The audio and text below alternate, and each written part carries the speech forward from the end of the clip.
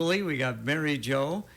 Julie, new to the program. Thank you for coming in today. Let's find out about you. First of all, get that microphone a little bit closer to you or project. Were you ever in theater in high school?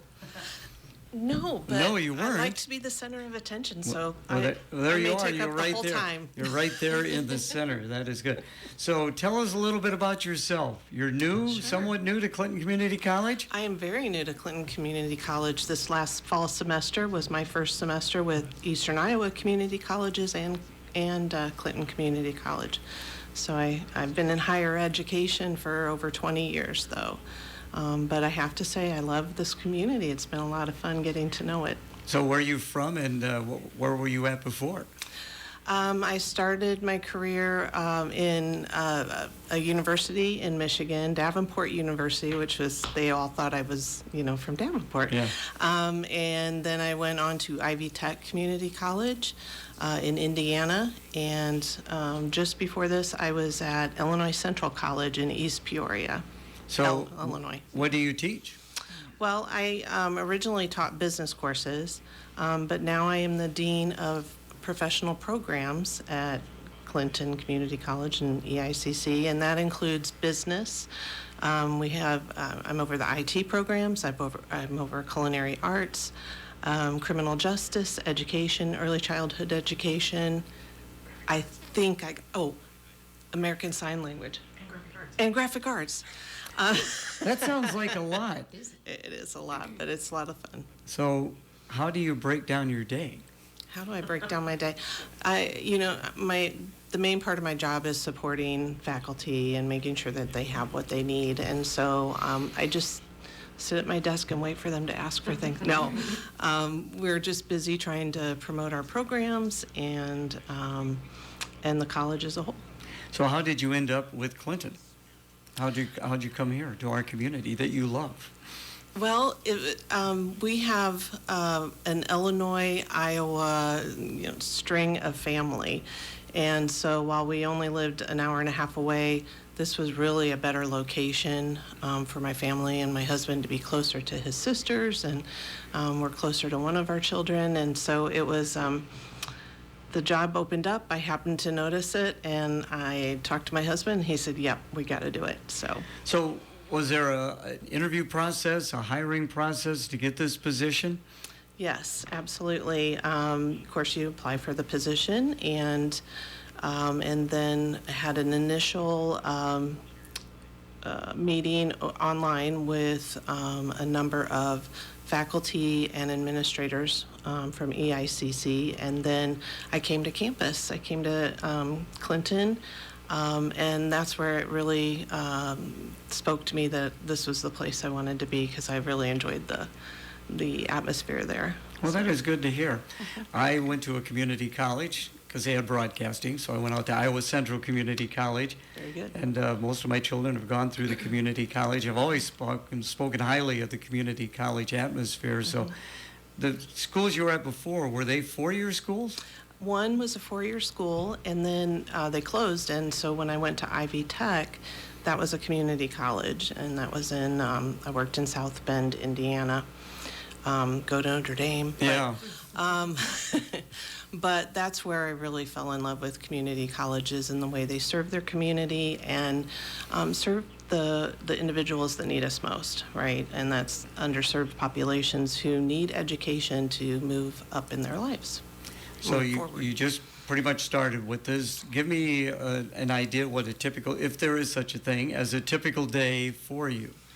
Well, right now we're working on schedules for fall and spring. We're trying to do a year-long schedule to make it easier for students as they come into the college to see, or all students as they are trying to plan out their schedule, they can see the whole year instead of just one semester. So we've been working really hard on that. We're working on bringing a couple of new programs, one new program, especially criminal justice, here to our career academies here in Clinton. We've started that already at our Scott campus and also Muscatine, but there's a real need up here for folks in criminal justice, and so we'll start that in the fall. We're going to hire a new faculty member, so that's another piece of my position. and we'll be holding those at the Career Academy at the CAC here in Clinton. Is that where your office is at? I am. I'm right there in Clinton Community College. You know, I've never been to the new facility. I've got to get in there because it looks like it is somewhat amazing. Compared to where I was in Illinois, which was a wonderful institution, all of the career academies are just top-notch. They have state-of-the-art equipment. I was really impressed with like the manufacturing equipment, and not just. And I'm speaking as for the institution as a whole. Nursing and all the health careers programs have wonderful equipment. I mentioned I was over at IT. You know, we have exactly what we need there as well. It's just very well equipped, and we provide the best we can for our students. How do you see that growing, that Career Advancement Center? Well, as we listen to our community, and we listen to especially the high schools, right? They bring us the ideas for new programs a lot of times, and so that's how we kind of decide what we need to offer there. And so I believe that's growing as we continue to work with those high schools, and students and parents are finding out about the career academies, and they're thinking it's a great idea for their students. I think it's such a great thing that you can tie in the area high schools with what you are offering at Clinton Community College. Yeah. Do you get to the high schools at all? I have not been to the high schools much since I started, but that's a goal for this next year. I really want to get to the high schools. I've met numerous principals and superintendents, but I haven't. Okay, we got a couple more minutes. We're going to break for the weather, but I want to bring Mary Jo in. Mary Jo, why are you here today? Why are any of us here? No. Well, no, why is it a fair question? I am here, honestly, because Ann asked me to be here. Okay. And why, you don't say no to Ann because she always finds a way to say yes when she's asked. So I run the high school equivalency program at Clinton Community College. And So who are you dealing with primarily there? It varies. Sometimes it's someone in their, I think my oldest student right now is in their 50s. So sometimes it's somebody who went to just never got it done, and they managed to work and they didn't need it, but suddenly they need it, or they just want to get it done just for their own personal fulfillment. Sometimes we've actually had 2 students this year who did online high school equivalency programs, but they paid for them, which is often a scam. And when a background check was done, they couldn't continue in their job because they didn't have a real high school diploma. So I have 2 people who thought they were already done years ago, and they're in the program just getting it done as quickly as possible.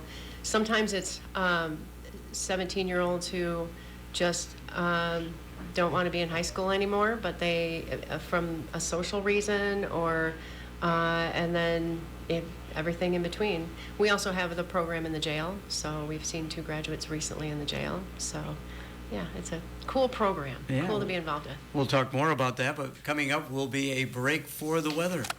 In the heart of the Midwest, where dedication meets passion and pride takes flight, comes a brand like no other. Introducing Hawkadelic, the ultimate destination for premium Iowa Hawkeye apparel. Created right here in Iowa. Whether you're heading to the games or just want to show your Hawkeye pride, Hawkadelic has something for you. Hawkadelic. For Iowa fans, from Iowa fans. Hawkadelic at Adcraft Printwear in Clinton.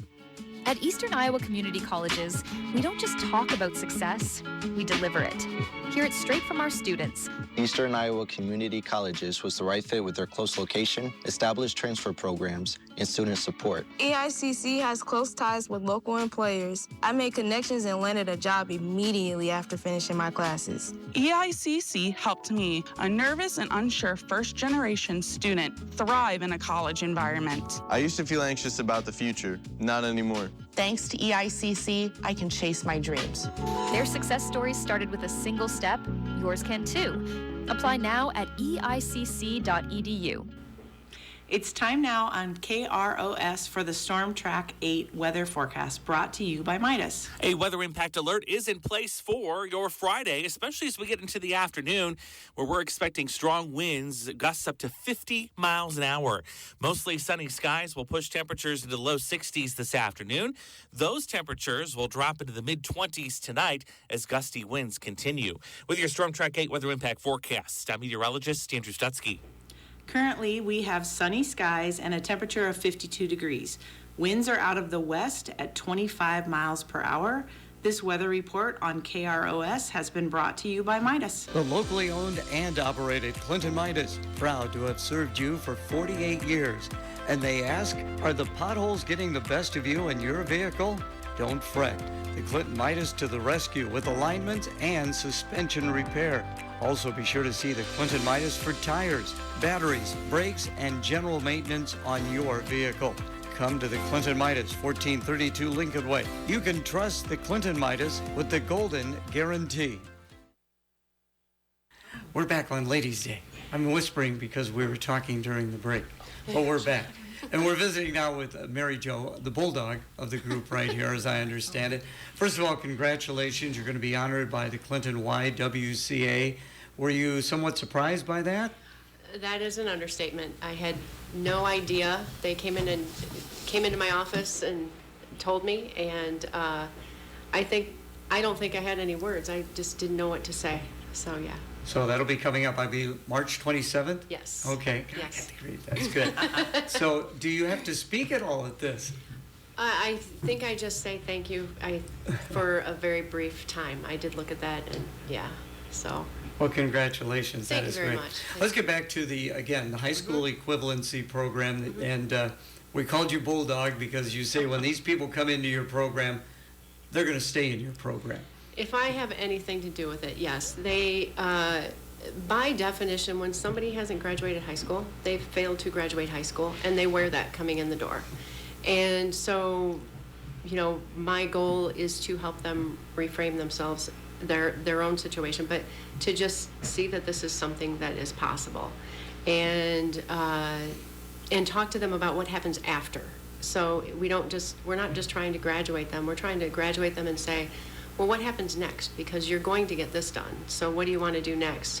And my goal is always to make college not a scary thing and try to just get them in the doors of the college. We're in a building across the street from the college, and the college is a scary thing. Most of them have never envisioned that as part of their future. And so we work on getting them through, but also saying, okay, what's next? And college isn't there for everybody. But now we have the CAC building, we have the trades that are all available, and amazing scholarships for that. So we're seeing more and more students complete and move on into college. Is self-esteem an image at all for some of these people? Oh my goodness, yes. Sometimes it's really obvious. Actually, we had a test day before yesterday, and the student walked in, and the test proctor told me this.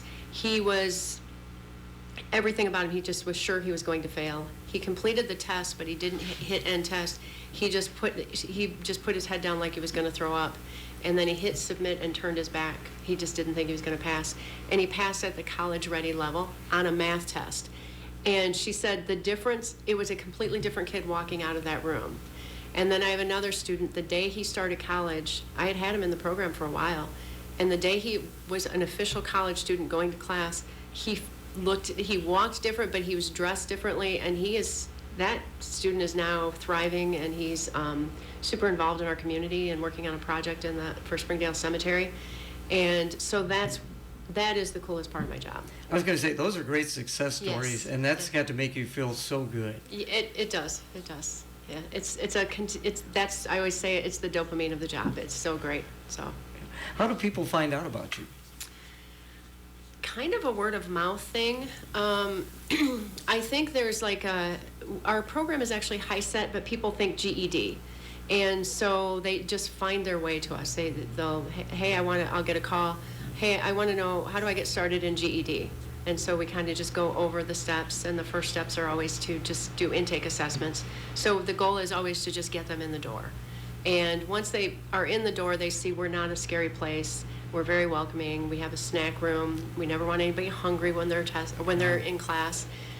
We have a great team in the building that everybody who is there wants to be there, and everybody feels very strongly about our mission. So how does the program work? I mean, is it a set structured time period, or how is that?